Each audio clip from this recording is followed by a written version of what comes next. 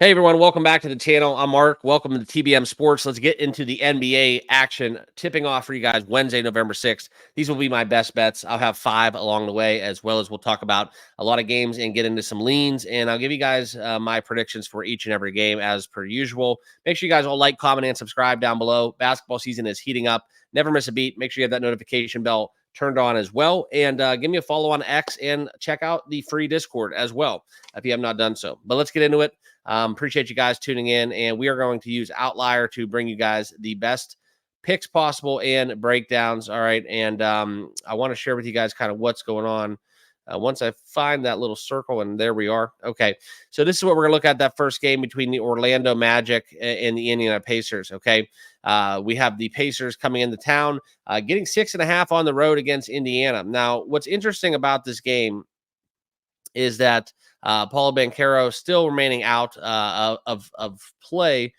This is a Magic team that's not covered 5 games in a row. The Pacers started off on a slow stretch, and we do get a lot of bench support, and I think they have a better supporting caster on that Pacers squad. But the Orlando Magic have had a tough stretch. They've had to play Cleveland, Dallas, and OKC 3 games back to back on the road.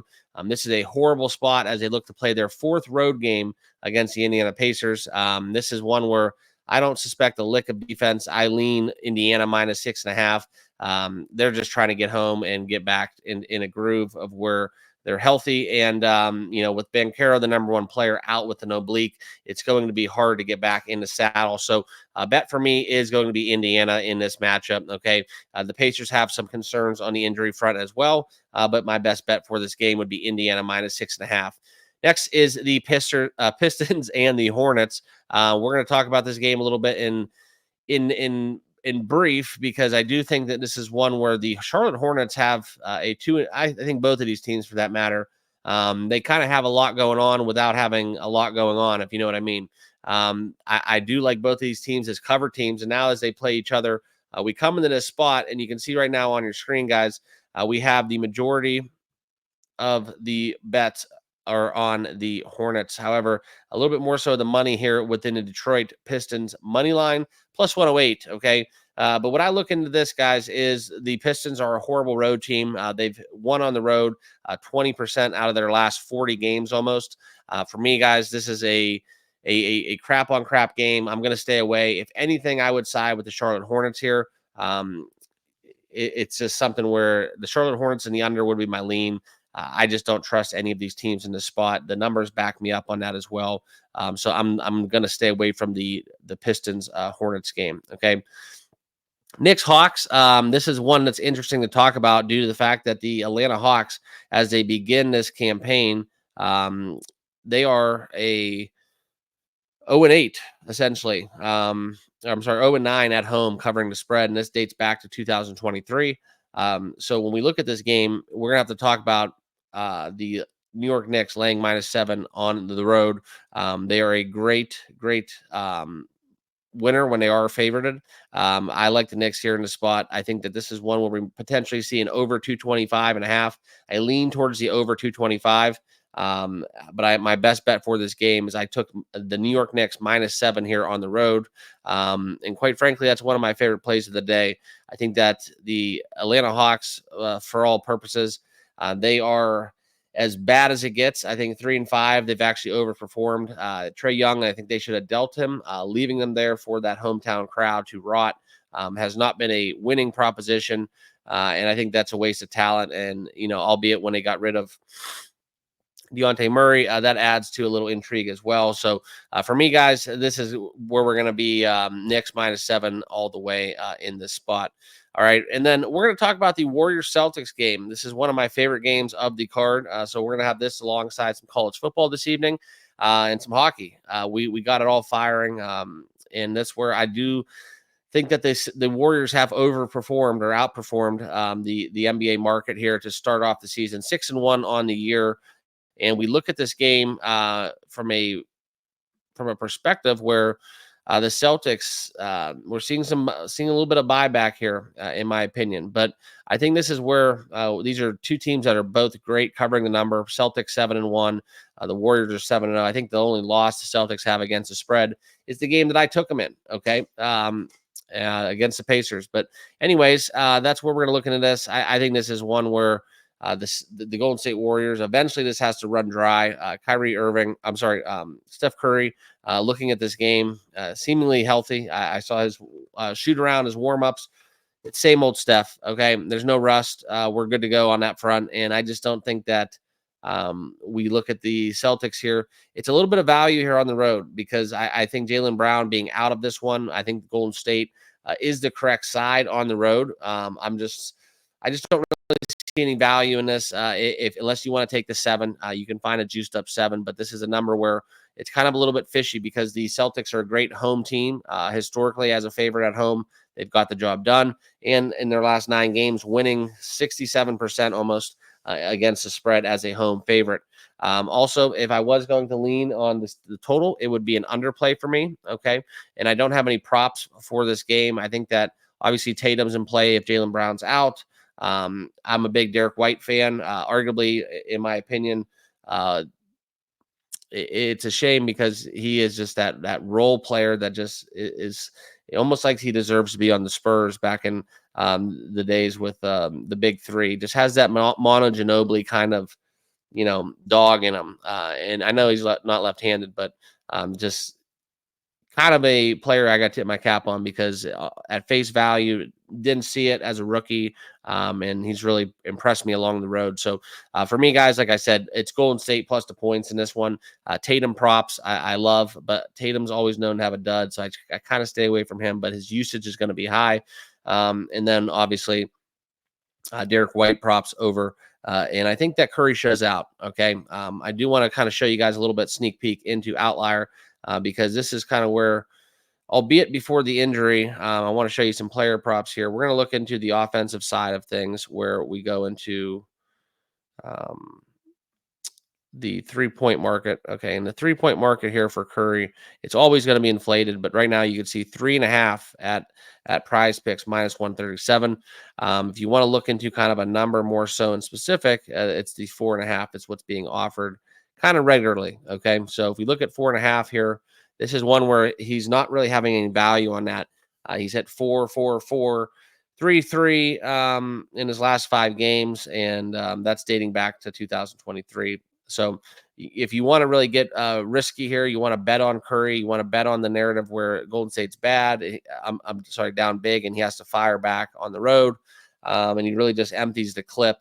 There is a little bit of an argument to be made that his minutes have been down early on in the season. That's kind of why we're not seeing a lot of 3-pointers.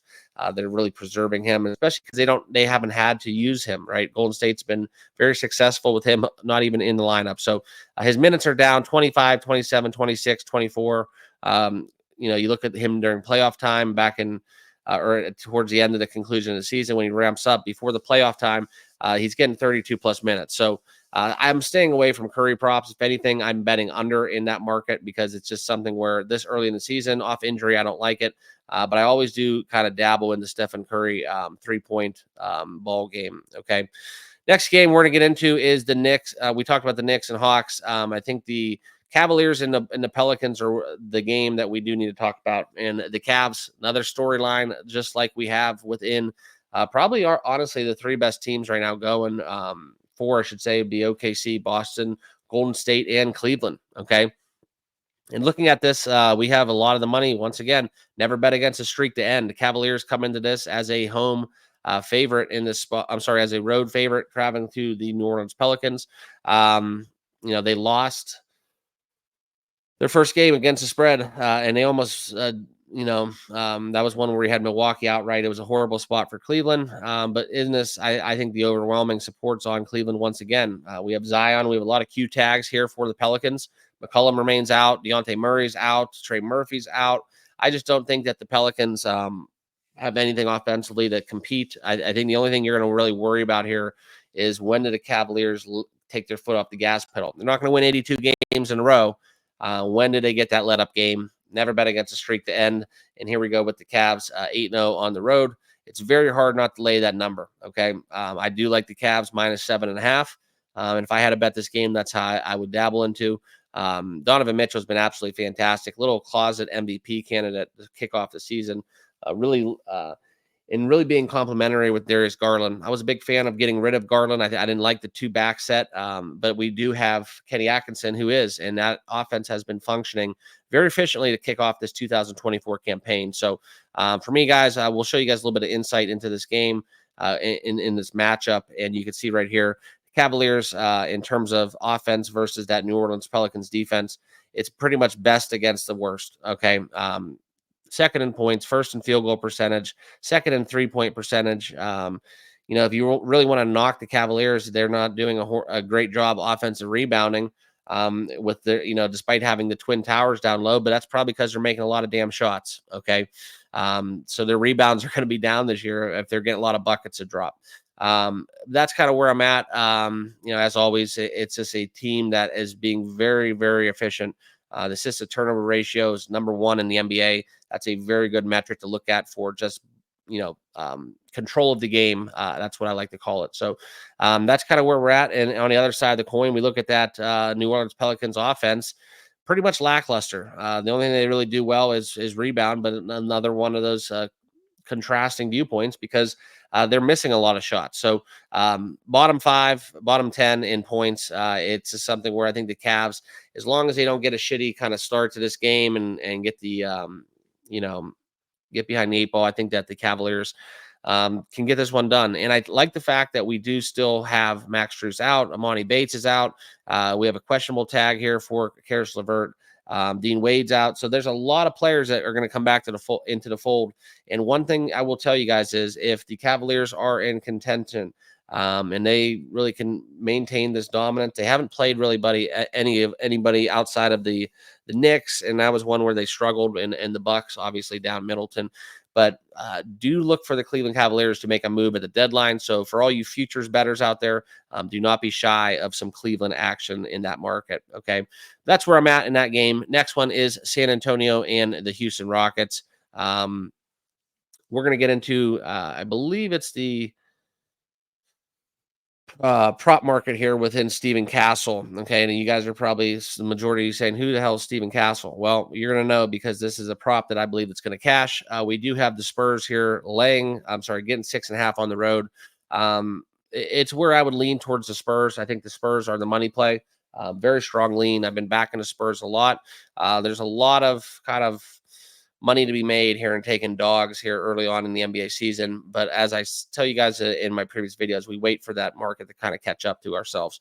So for me, we're taking the Spurs here in a lean. Obviously, low total 213.5. Scoring will be down, and this is the prop that I'm going to be on. One of my favorite props of the day. Taking Stephen Castle under 2.5 assists, failing to eclipse this in basically 4 of his last 5 games. So it's 80% hit rate. I do think that we look for the fact that the Houston Rockets, if we want to talk about kind of this matchup, all right, they are first in assists allowed, allowing 22.3 assists per game overall against kind of what we see here in terms of point guards. You look at them 16, so that number kind of drops a little bit. So I am going to go back to the under 2.5. Stephen Castle. There's always a chance that minutes are down as well. 18.9 minutes. That was up the last 3-4 games, and in those 4 games, he's still failed to eclipse even 2 assists. So I'm going Stephen Castle under 2.5. That is one of my favorite plays of the day, and it's still at a juicy -103 price. Okay. Lakers, Grizzlies. We're going to take the Los Angeles Lakers in the spot. Overwhelmingly amount of the betting support here on the Lakers here as we see the vast majority of the handle versus the bets are on the Lakers. And I'm going to grab that 1.5 before that number moves.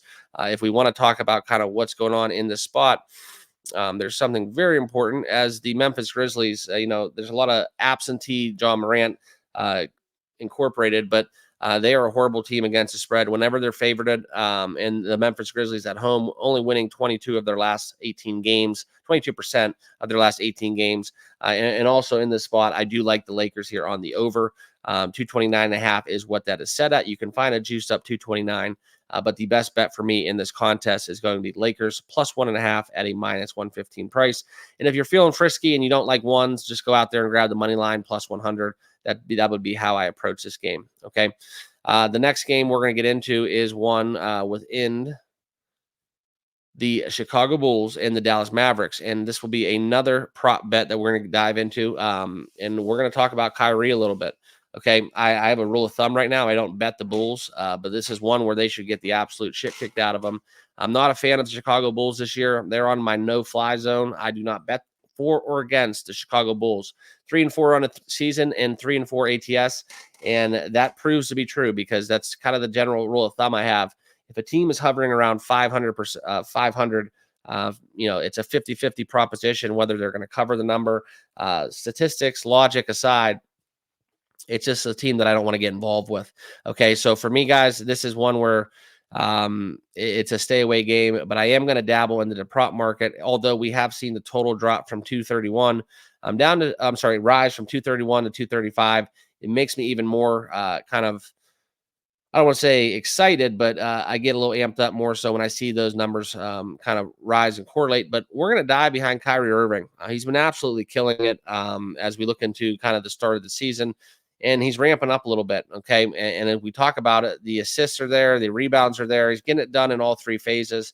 So we're going to dive into the points, rebounds, assists kind of ball game here for Kyrie. I don't know if Luka's kind of just taking it slow to start off the season, but it's seemingly a Kyrie kind of day as we get 38, 44, 43, 22, and 36 in his last five. So going over that PRA for Kyrie, 34.5. I know it's set there right on their number on the number for against Indiana. He had 36. And it's something where you look into the minutes and how that went. It was pretty much a par minutes, 39. He's averaging 37.2 minutes.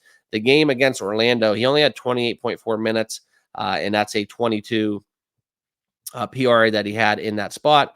Dallas blew them out, though, winning by 23. So that's kind of what we're looking in this game. So you have to worry about blowout potential, but I think this is something where Dallas has enough injuries and concerns for themselves that we do see a 7-0 Dallas Mavericks team to the over. The Chicago Bulls 5-2 to the over as well. So this is an over game for me. So if you're not going to bet the absolute side in terms of the total, just take some of the more favorable props that we will see some more volume. So Kyrie over 34.5 PRA is one of my best bets in the prop market. Okay. And that is where we're going to get into the next game here, where we dive into Thunder and Nuggets. Okay. This is OKC for me. I took them -7. I like OKC in the spot on the road. I know that you talk about kind of what's going on within the Oklahoma City Thunder. Well, they are 2-8 against the spread in their last 10 games at home. And I'm not talking about OKC. I'm talking about the Denver Nuggets. All right. Aaron Gordon still remains sidelined for the most part.